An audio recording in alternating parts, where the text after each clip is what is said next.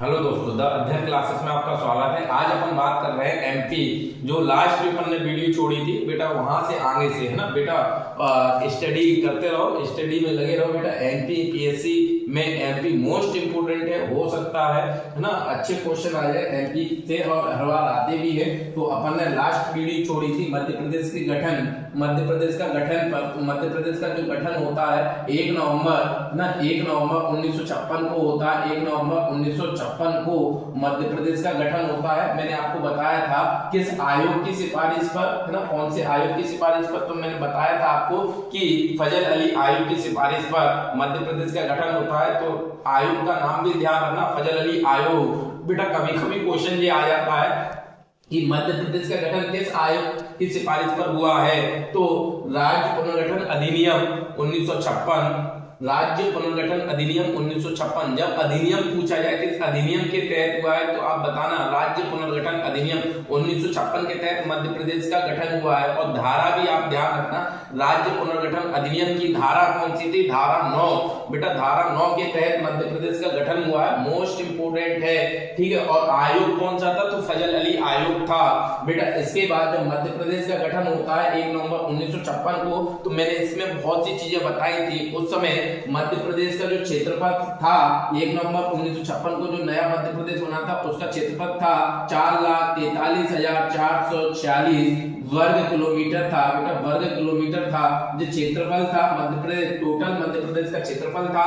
और बेटा ये पूरे भारत का कितना परसेंट एरिया कवर करता था? तो मैंने आपको बताया था 13.49% एरिया कवर करता था जी, है ना। 13.49% एरिया कवर करता था, 13.49% एरिया कवर करता था। इस आधार पर पूरे भारत में क्षेत्रफल के आधार पर मध्य प्रदेश सबसे बड़ा राज्य हुआ करता था, सबसे बड़ा राज्य हुआ करता था क्षेत्रफल के आधार पर। बेटा पूरे भारत का जो क्षेत्रफल है, पूरे भारत का, इंडिया का जो क्षेत्रफल है 32,87,263 वर्ग किलोमीटर है, 32,87,263 वर्ग किलोमीटर, 32,87,263 वर्ग किलोमीटर है। और बेटा यहाँ पर और मध्य प्रदेश का 4,43,446 वर्ग किलोमीटर था, है ना, 4,43,000। तो बेटा इसका 13.49% एरिया कवर करता था, ठीक है। तो इस आधार पर, क्षेत्रफल के आधार पर ये सबसे बड़ा राज्य हुआ करता था। और बेटा यहाँ पर एक चीज और ध्यान रखना, जब मध्य प्रदेश का गठन किया गया, नवीन मध्य प्रदेश का गठन किया गया, तो उसके प्रथम मुख्यमंत्री पंडित रविशंकर शुक्ल को बनाया गया था। पंडित रविशंकर शुक्ल को बनाया गया था। कब बनाया गया था? 1 नवंबर 1956 को ही बनाया गया था, पंडित रविशंकर शुक्ल को। और बेटा इसका जो प्रथम राज्यपाल बनाए गए थे वो पट्टाभी सीतारमैया को बनाए गए थे। पट्टाभी सीतारमैया मध्य प्रदेश के प्रथम राज्यपाल बने थे। और मध्य प्रदेश के प्रथम हाई कोर्ट के जज मोहम्मद हिदायतुल्लाह को बनाया गया था, मोहम्मद हिदायतुल्लाह को बनाया गया था। तीनों के नाम इंपोर्टेंट है बेटा। प्रथम मुख्यमंत्री पंडित रविशंकर शुक्ल, प्रथम राज्यपाल पट्टाभी सीतारमैया, प्रथम मुख्य न्यायाधीश मध्य प्रदेश के मुख्य न्यायाधीश मोहम्मद हिदायतुल्लाह। और बेटा एक चीज में और याद रखना कि जब मध्य प्रदेश का गठन हुआ था, जब इसके टोटल पड़ोसी राज्य 7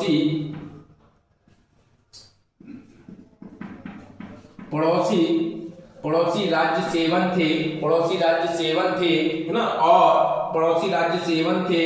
और इसमें जो राज्यसभा की सीटें थी, राज्यसभा की सीटें कितनी थी इसमें तो ध्यान रखना, इसमें जो राज्यसभा की सीटें थी 16 थी। नए मध्य प्रदेश में राज्यसभा की सीटें, पहले तो आप लोकसभा की सीटें ध्यान रखना, इसमें नए मध्य प्रदेश में लोकसभा की सीटें कितनी थी? तो 26 लोकसभा की सीटें थी। 1 नवंबर 1956 की अपन बात कर रहे हैं, लोकसभा की सीटें कितनी थी? 26 थी। और राज्यसभा की सीटें कितनी थी? राज्यसभा की सीटें कितनी थी? 16। राज्यसभा की सीटें कितनी थी? 16 थी। और विधानसभा की सीटें कितनी थी? विधानसभा की जो सीटें थी, विधानसभा की जो सीटें थी वो थी 288। कितनी थी? 288। लेकिन बेटा यहाँ पर कंफ्यूज नहीं होना है, कंफ्यूज क्या नहीं होना है 288 में। मैंने एक बार जब अपन part A, part B, part C पढ़ रहे थे, जब मैंने विधानसभा की जो टोटल सीटें बताई थी। मैंने आपको बताया था कि पार्ट ए में विधानसभा की 150 सीटें थी। पार्ट बी में विधानसभा की कितनी सीटें थी? 99 सीटें थी। पार्ट सी में कितनी थी?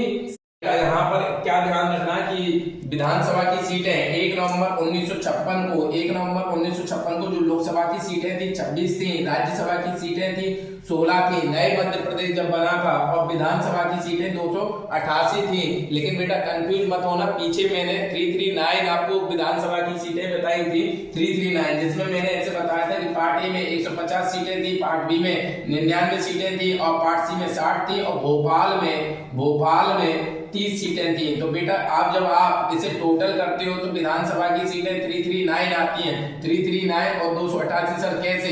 तो मैंने बताया था कि जब मध्य प्रदेश का गठन हुआ था 1 नवंबर 1956 को, उससे पहले कुछ जिले हमने महाराष्ट्र को भी दिए थे, है ना, जिसमें से 8 जिले थे, आपको ध्यान आ रहा होगा, हमने 8 जिले, तो वहां पर विधानसभा की, तो बेटा 8 जिले हमने महाराष्ट्र को दिए थे, तो 8 जिले में विधानसभा की हो सकता है कुछ सीटें वहां पर कम हुई हो, है ना, कम हुई हो, तो इस कारण से 288 सीटें थी। लेकिन बेटा अगर कभी क्वेश्चन ये आता है कि जब मध्य प्रदेश का गठन हुआ 1 नवंबर 1956 को, तो कितनी रियासतों को मिलाकर, है ना, मध्य प्रदेश का गठन किया गया था, तो यहाँ पर आप ध्यान रखना, उसका सही आंसर होगा 79 रियासतों को मिलाकर, 79 रियासतों को मिलाकर नवीन मध्य प्रदेश का गठन हुआ था। 79 रियासतें कैसे बेटा? मैं आपको ध्यान आ रहा होगा कि पार्ट ए में मैंने कितनी रियासतें बताई थी? पार्ट ए में मैंने 15 रियासतें आपको बताई थी, 15 रियासतें पार्ट ए में थी, और वहीं पार्ट बी में मैंने आपको 25 रियासतें बताई थी, 25 रियासतें थी। वहीं पार्ट सी में मैंने आपको 38 रियासतें बताई थी, और जब आप इसको टोटल करोगे तो 78 रियासतें आ जाएंगी, 78 रियासतें। तो एक रियासत इसमें कहां छूट रही है बेटा? तो इसमें एक रियासत आपकी भोपाल वाली स्वतंत्र रियासत, भोपाल की स्वतंत्र रियासत थी। जब इसमें प्लस भोपाल को कर दोगे तो 79 रियासतें आ जाएंगी बेटा, 79 रियासतें। अगर कभी क्वेश्चन आए कि मध्य प्रदेश का जब गठन किया गया था तो उस समय कितनी टोटल विधानसभा की सीटें थी? तो 339, लेकिन नवीन मध्य प्रदेश में कितनी बची? तो 288 बची थी।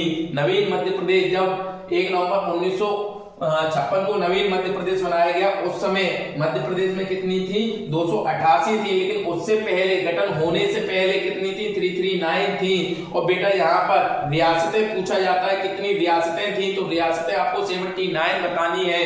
कैसे? आपको मैंने पुराना रिवीजन करना, पार्ट ए में 15 रियासतें लिखवाई थी, पार्ट बी में 25 लिखवाई थी, पार्ट सी में 38 लिखवाई थी, और एक भोपाल लिखवाई थी मैंने, भोपाल। तो 79 रियासतों को मिलाकर नवीन मध्य प्रदेश का गठन किया गया था 1 नवंबर 1956 को। तो उम्मीद करता हूं समझ में आ रहा होगा बेटा। आप ज्यादा से ज्यादा वीडियो को देखो और शेयर करो, लाइक करो। आप कम कर रहे हो, है ना, यहाँ पर, ठीक है, यहाँ पर आप देख सकते हो। इसके बाद अपन इसका आछांसी और देशांतरीय विस्तार भी मैंने आपको बताया था कि नवीन मध्य प्रदेश का आछांसी और देशांतरीय विस्तार कितना था, है ना, आछांसी देशांतरीय विस्तार कितना था। तो यहाँ पर जब अपन ने मैंने दिखाया था नोट्स में, आपको दिखाया था कि नवीन मध्य प्रदेश का जो लगभग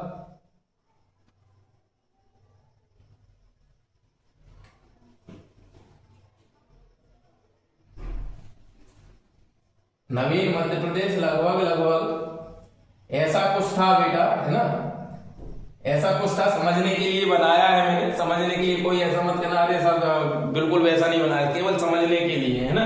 नवीन मध्य प्रदेश ऐसा था, इसे और ऐसे सीधा कर लो, ऐसा था, ठीक है, नवीन मध्य प्रदेश। तो इस समय आप देख सकते हो, है ना, ये मध्य प्रदेश, तो क्षेत्रफल इसका कितना था? तो इसका क्षेत्रफल इतना था, और 4,43,440 वर्ग किलोमीटर था। टोटल एरिया कितना था? टोटल एरिया 13.49% था।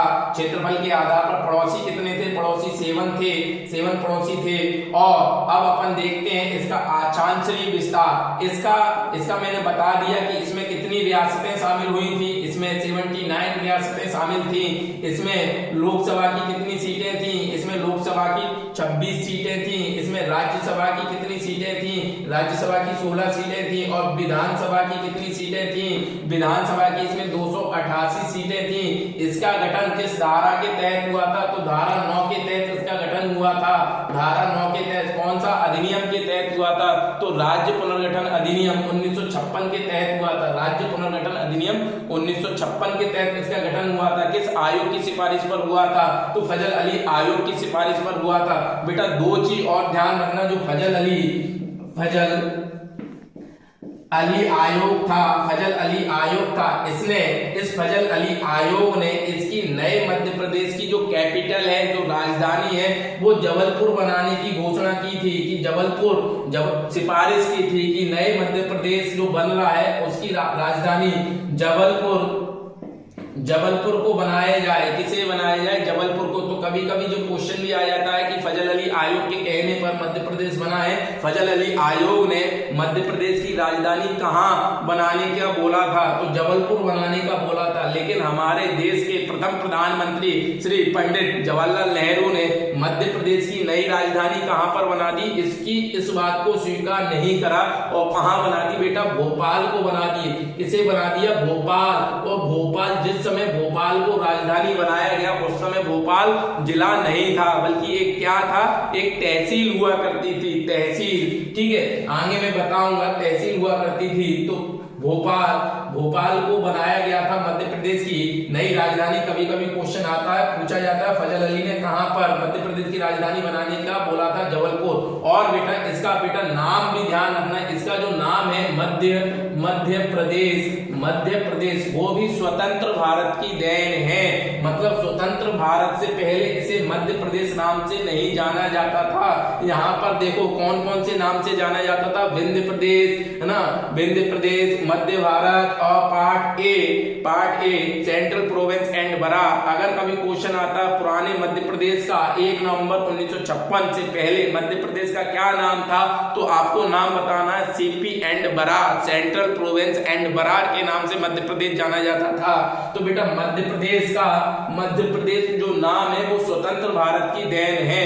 और ये नाम किसने दिया था बेटा, तो हमारे देश के प्रथम प्रधानमंत्री पंडित जवाहरलाल नेहरू ने मध्य प्रदेश को मध्य प्रदेश नाम दिया था। क्यों दिया था, क्योंकि मध्य प्रदेश पूरे भारत के मध्य में है, इसीलिए इसे मध्य प्रदेश या हृदय प्रदेश की संज्ञा पंडित जवाहरलाल नेहरू ने दी थी। बेटा आप ध्यान रखना, आप वीडियो को पुश कर करके बेटा शॉर्ट नोट्स भी आप अपने बनाते रहना, कि मैं समझाता चला जा रहा हूँ, नोट्स नहीं बन पा रहे। तो बेटा जैसे जैसे मैं बोलता जा रहा हूँ वैसे वैसे आप वीडियो पुश करके अपने उसमें शॉर्ट नोट बनाते चलना है ना।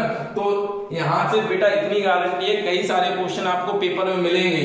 ठीक है, भोपाल है ना, भोपाल इसकी राजधानी बनाया गया था, लेकिन फजल अली ने बोला था कि जबलपुर, लेकिन पंडित जवाहरलाल नेहरू ने भोपाल को बना दिया था। और भोपाल ही वर्तमान में मध्य प्रदेश की राजधानी है। ठीक है, यहाँ पर एक चीज और ध्यान रखना है कि मध्य प्रदेश का नाम जो मध्य प्रदेश है वो भी पंडित जवाहरलाल नेहरू ने दिया है। बेटा अब मध्य प्रदेश के बारे में थोड़ा सा पीछे जो मैंने कराया था वही चीज आज मैंने बताई है, थोड़ा सा और इसमें आचांश देशांतर और समझ लेते हैं कि आचांश मध्य प्रदेश का यहाँ से आचांश तक, यहाँ तक कितना विस्तार है बेटा। तो आप यहाँ पर ध्यान रखना, यहाँ पर 17 डिग्री 40 मिनट उत्तरी अक्षांश है, 17 डिग्री 40 मिनट उत्तरी अक्षांश है। और यहाँ पर बेटा कौन सा है, तो 26 डिग्री 30 मिनट उत्तरी अक्षांश है। तो पुराने मध्य प्रदेश का जो नवीन 1 नवंबर 1956 को जो नवीन मध्य प्रदेश बना था उसका आक्षांशीय विस्तार कितना था, तो 17 डिग्री 40 मिनट से 26 डिग्री 30 मिनट इसका आक्षांशीय विस्तार था, उत्तरी आक्षांशीय विस्तार था। और जब अपन इसका देशांतरी विस्तार देखते हैं, देशांतरी विस्तार देखते हैं तो 74 डिग्री 74 डिग्री 3 मिनट से 74 डिग्री 3 मिनट से कहां तक था, तो बेटा 84 डिग्री 5 मिनट पूर्वी देशांतर। कौन सा देशांतर बेटा, पूर्वी देशांतर इसका विस्तार था। तो आक्षांशीय देशांतरी विस्तार समझ लिया। अब यहां से यहां तक की लंबाई और देख लेना कि उत्तर से दक्षिण तक जो 1 नवंबर 1956 को मध्य प्रदेश था उसकी टोटल लंबाई कितनी थी, तो उत्तर से दक्षिण 996 किलोमीटर किलोमीटर थी। कितनी थी? 996 किलोमीटर थी बेटा। और पूरब से पश्चिम इसकी राजधानी कितनी थी, सॉरी पूरब से पश्चिम इसकी लंबाई कितनी थी? तो 1127 किलोमीटर इसकी लंबाई थी बेटा, इसकी लंबाई थी। और बेटा यहाँ पर मध्य प्रदेश को हृदय प्रदेश क्यों बोला था? क्योंकि बेटा मध्य प्रदेश जो है भारत के बिल्कुल सेंटर में है, ठीक है, इसीलिए इसे हृदय प्रदेश बोला गया था। और बेटा एक चीज और, क्या चीज है? मैंने आप भी बताया कि पंडित जवाहरलाल नेहरू ने इसे हृदय प्रदेश बोला था। आप लोग एक चीज ध्यान रखना कि पूरा जब पृथ्वी की बात आती है कि पूरे पृथ्वी का सेंटर बिंदु कहां पर है, पूरी अर्थ का सेंटर बिंदु कहां पर है, तो आपको जानकर हैरानी होगी पूरी अर्थ का जो सेंटर बिंदु है वो हमारे मध्य प्रदेश में ही है। पूरी अर्थ का सेंटर बिंदु कहां पर है बेटा? तो आपने जगह का नाम सुना होगा मंगलनाथ मंदिर। मंगलनाथ मंदिर कहां पर पड़ता है? उज्जैन में। तो ध्यान रखना अगर कभी क्वेश्चन आए कि पूरी अर्थ का सेंटर बिंदु कहां पर है, पूरी अर्थ का जो सेंटर बिंदु है वो मंगलनाथ मंदिर उज्जैन में है। जब अर्थ के बाद में बात आती है कि अखंड भारत का केंद्र बिंदु कहां पर है, अखंड भारत का मतलब आज आप देखना कई सारे देश भारत में से बन गए हैं, जैसे पाकिस्तान, नेपाल, भूटान, है ना, जो सब भारत में से निकले हुए हैं। जब जो सारे देश भारत में मिले हुए थे तब अखंड भारत का केंद्र बिंदु कहां पर था? तो बेटा ध्यान रखना अखंड भारत का केंद्र बिंदु भी मध्य प्रदेश में था। मध्य प्रदेश में एक जगह पड़ती है वर्साली कहां पर है बेटा? वर्साली है बैतूल में। कहां पर है? बैतूल में। उसके बाद में बात आती है अविभाजित भारत की। अविभाजित भारत का मतलब है जब डिवाइडेशन नहीं हुआ था, अविभाजित भारत की। तो अविभाजित भारत का केंद्र बिंदु कहां पर था? तो अविभाजित भारत का भी केंद्र बिंदु हमारे मध्य प्रदेश में था। अविभाजित मध्य प्रदेश में था। अविभाजित भारत का कहां पर था बेटा? तो आप ध्यान रखना एक कटनी में करौंदी गांव पड़ता है। करौंदी कौन सा गांव बेटा? करौंदी गांव। तो करौंदी गांव कहां पर है? ये कटनी में। कटनी में करौंदी गांव में हमारे अविभाजित भारत का केंद्र बिंदु था। उसके बाद में वर्तमान भारत का केंद्र बिंदु कहां पर है? तो वर्तमान भारत का केंद्र बिंदु भी मध्य प्रदेश में है। कहां पर? विदिशा में है। विदिशा वर्तमान भारत का केंद्र बिंदु। और जब मध्य प्रदेश की बात आती है कि मध्य प्रदेश का सेंटर बिंदु कहां पर है, तो बहुत से बच्चे भोपाल लगा जाते हैं कि मध्य प्रदेश का सेंटर बिंदु भोपाल है, जो कि सरासर गलत है। मध्य प्रदेश का सेंटर बिंदु कहां पर है? सागर में है। कहां पर है? सागर में। और बेटा सागर के बारे में एक चीज और बता दूं कि सागर में ही मध्य प्रदेश की एकमात्र फॉरेंसिक लैब है। कौन सी लैब है? Forensic lab. आप लोगों ने वो नाटक देखा होगा सीआईडी, है ना, सीआईडी में जो वो होते हैं एसीपी प्रद्युमन, वो बोलते हैं ना इसे भेजो सारंगी की लैब में। तो वो सारंगी की लैब कहां पर है? सागर में, फॉरेंसिक लैब। तो कभी कभी क्वेश्चन ये आ जाता है कि मध्य प्रदेश की एकमात्र फॉरेंसिक लैब कहां पर है? सागर में है बेटा। तो ध्यान रखना। तो यहाँ पर अब आप समझ रहे होंगे मध्य प्रदेश क्यों इंपोर्टेंट है, क्यों से हृदय प्रदेश बोला जाता है? क्योंकि पूरी अर्थ का सेंटर बिंदु कहां पर है? पूरी अर्थ का सेंटर बिंदु भारत के हमारे मध्य प्रदेश में है। वो भी कहां पर? उज्जैन मंगलनाथ मंदिर में। उज्जैन मंगलनाथ मंदिर में। अब पूरी अर्थ के बाद पूरे अखंड भारत का सेंटर बिंदु की बात आती है, तो अखंड भारत का सेंटर बिंदु भी कहां पर है? वो भी हमारे मध्य प्रदेश में है। कहां पर? तो वर्साली बैतूल में। आप ध्यान रखना वर्साली एक गांव है, जैसे करौंदी है ऐसे ही एक वर्साली गांव है बैतूल में। और जब अविभाजित मध्य प्रदेश की बात आती है, अविभाजित भारत की, सॉरी मध्य प्रदेश बोल गया, अविभाजित भारत की बात आती है, तो अविभाजित भारत का सेंटर बिंदु भी हमारे मध्य प्रदेश में है। कहां पर? करौंदी गांव, कटनी में। और आपको ध्यान रखना है कटनी को चूना नगरी बोला जाता है बेटा, क्योंकि मध्य प्रदेश के कटनी में सबसे ज्यादा चूना होता है, इसीलिए कटनी को चूना नगरी भी बोला जाता है। और चूने का सबसे ज्यादा यूज किस उद्योग में होता है? आप कमेंट करके बताना। चूने का सबसे ज्यादा यूज सीमेंट बनाने में होता है बेटा। और यहाँ पर जब अविभाजित भारत के बाद में देखते हैं कि वर्तमान भारत का सेंटर बिंदु कहां पर है, तो वर्तमान भारत का सेंटर बिंदु विदिशा में है। और इसी के साथ साथ आप मध्य प्रदेश का सेंटर बिंदु सागर में है, भोपाल में लाकर नहीं आना। इसीलिए मध्य प्रदेश मोस्ट इंपोर्टेंट है, इसीलिए इसे हृदय प्रदेश भी बोला जाता है। ठीक है बेटा।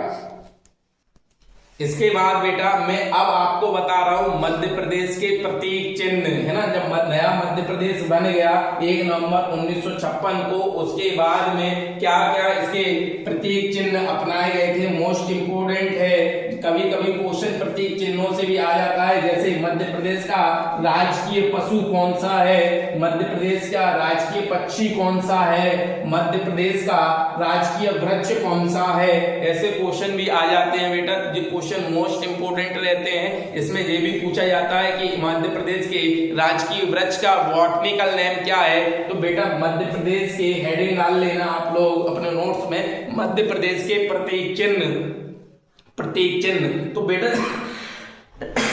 मध्य प्रदेश के प्रतीक चिन्ह, तो प्रतीक चिन्ह में पहला प्रतीक चिन्ह अपन लिख रहे हैं, प्रतीक चिन्ह। बेटा प्रतीक चिन्ह से पहले आप लोग हेडिंग डाल लेना प्रतीक चिन्ह, और प्रतीक चिन्ह से पहले एक चीज और बता दूं, मध्य प्रदेश के कभी कभी निकनेम भी पूछ लिए जाते हैं कि मध्य प्रदेश किन अन्य नामों से जाना जाता है ना, मध्य प्रदेश किन अन्य नामों से जाना जाता है। तो बेटा अभी मैंने आपको बताया हृदय प्रदेश, तो मध्य प्रदेश का एक निकनेम हृदय प्रदेश भी है। आप लोग कमेंट करके बताओ कि कौन कौन से मध्य प्रदेश के निकनेम हैं। तो बेटा यहाँ पर ध्यान रखना, मध्य प्रदेश के मध्य प्रदेश के उपनाम, मध्य प्रदेश के उपनाम क्या क्या हैं, मध्य प्रदेश के निकनेम क्या क्या हैं। तो यहाँ पर आप देखना, पहला मध्य प्रदेश का निकनेम है हृदय प्रदेश, हृदय प्रदेश। दूसरा मध्य प्रदेश का निकनेम है सोया स्टेट, सोयाबीन, है ना। सोयाबीन सबसे ज्यादा होती है, इसलिए सोया स्टेट ना, सोया स्टेट। तीसरा मध्य प्रदेश का निकनेम है नदियों का मायका, है ना। कौन सा बेटा, नदियों का मायका, क्योंकि आपको जानकर हैरानी होगी कि मध्य प्रदेश में सबसे ज्यादा नदियां प्रवाहित होती हैं, मध्य प्रदेश से सबसे ज्यादा नदियों का उद्गम होता है, इसीलिए मध्य प्रदेश को नदियों का मायका बोला जाता है। एक चीज और ध्यान रखना बेटा, एक क्वेश्चन कभी कभी आ जाता है कि नदियों का देश कौन सा देश है, नदियों का देश कौन सा देश है, मतलब किस देश में सबसे ज्यादा नदियां बहती हैं। तो बेटा ध्यान रखना, नदियों का देश बांग्लादेश है, बांग्लादेश में सबसे ज्यादा नदियां बहती हैं। ऐसे ही एक क्वेश्चन ये भी आता है कि नहरों का देश कौन सा है, नहरें सबसे ज्यादा कहां पर है। तो आप ध्यान रखना, पाकिस्तान को नहरों का देश बोला जाता है, मध्य प्रदेश को नदियों का मायका बोला जाता है, नदियों का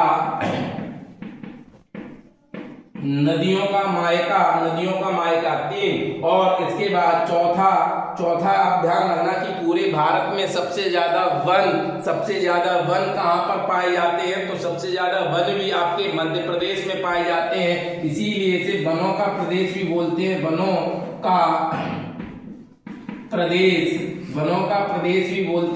का प्रदेश सबसे ज्यादा वन पाए जाते हैं।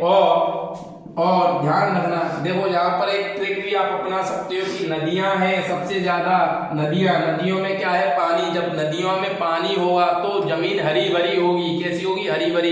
इसीलिए यहाँ पर वन सबसे ज्यादा है, क्या है, वन सबसे ज्यादा है। जब वन सबसे ज्यादा है तो वनों में जानवर भी सबसे ज्यादा होंगे, क्या होंगे, जानवर। तो इसीलिए सबसे खतरनाक जानवर कौन सा है, आप लोगों ने सुना होगा टाइगर, है ना, टाइगर। इसीलिए इसे टाइगर स्टेट भी बोला जाता है, क्योंकि मध्य प्रदेश में टाइगर भी ज्यादा है, इसीलिए इसे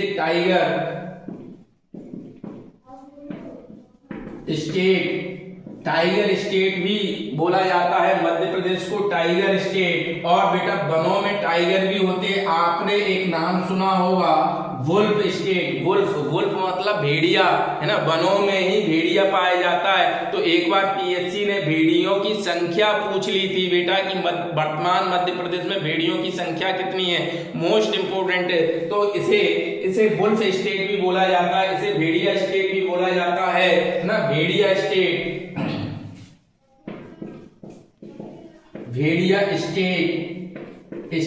और भेड़ियों की संख्या ध्यान रखना, वर्तमान आज के समय में भी भेड़िया कितने हैं, 772 है, 772 भेड़िया मध्य प्रदेश में पाए जाते हैं। आप चेक कर लेना गूगल पर, कितने 772, है ना, पाए जाते हैं।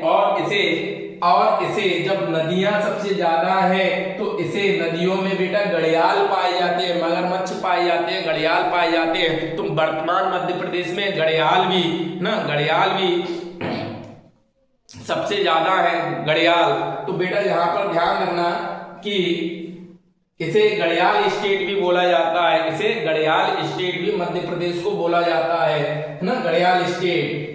साथ और यहाँ पर आप एक नाम और ध्यान रखना, कितने नाम हो गए बेटा ना, कौन कौन से हो गए? हृदय प्रदेश हो गया, सोया स्टेट हो गया, नदियों का मायका हो गया, वनों का प्रदेश हो गया, टाइगर स्टेट हो गया, भेड़िया स्टेट हो गया, घड़ियाल स्टेट हो गया, है ना। और इसमें गिद्ध भी सबसे ज्यादा पाए जाते हैं, इसीलिए इसे गिद्ध स्टेट भी बोला जाता है, गिद्ध स्टेट, है ना। और इसे चीता स्टेट भी बोला जाता है, चीता स्टेट, गिद्ध स्टेट, चीता स्टेट, चीता स्टेट भी बोला जाता है ना।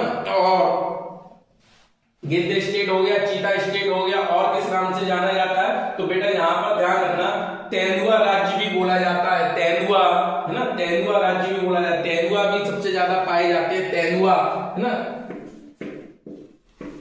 तेंदुआ राज्य भी। और बेटा एक तेंदू पत्ता भी होता है, तेंदू पत्ता, है ना। तो तेंदू पत्ता राज्य भी इसे बोला जाता है, क्योंकि तेंदू पत्ता भी मध्य प्रदेश में सबसे ज्यादा होता है। तेंदू पत्ता से क्या बनता है बेटा? इसे हरा सोना भी बोला जाता है। तेंदू पत्ते से बीड़ी और दोने पत्तल बनाए जाते हैं, बीड़ी और दोने पत्तल, इसीलिए इसे तेंदू पत्ता राज्य भी बोला जाता है। और बेटा ध्यान रखना, मध्य प्रदेश की मजनवा खदान फेमस है हीरे के लिए, हीरा भी मध्य प्रदेश से मिलता है, इसीलिए इसे हीरा स्टेट भी बोला जाता है। तो बेटा ये मध्य प्रदेश, वर्तमान मध्य प्रदेश के निकनेम हैं जो मैंने बीच में बता दिए हैं ना, मध्य प्रदेश के उपनाम। तो ये भी आपने नोट्स में नोट कर लेना, इंपॉर्टेंट है। कभी कभी क्वेश्चन आ जाता है मध्य प्रदेश को किस निकनेम से नहीं जाना जाता, है ना, नहीं जाना जाता। ऑप्शंस में होगा टाइगर स्टेट, ऑप्शंस में होगा चीता स्टेट, ऑप्शन में होगा तेंदुआ स्टेट, ऑप्शन में होगा खरगोश स्टेट या हाथी स्टेट। तो खरगोश और हाथी मैंने नहीं लिखवाए हैं यहाँ पर, खरगोश और हाथी नहीं लिखवाए, मैंने यहाँ पर आपको टाइगर लिखवा दिया है, चीता लिखवा दिया है, भेड़िया लिखवा दिया है, तेंदुआ लिखवा दिया है ना। ध्यान रखना, खरगोश हाथी ये नहीं लिखवाए हैं, है ना। कभी कभी आ जाते हैं खरगोश और हाथी, तो वो नहीं लगाने हैं। तो ये मध्य प्रदेश के कुछ निकनेम हो गए वर्तमान मध्य प्रदेश के, है ना, इन निकनेमों से जाना जाता है। धन्यवाद।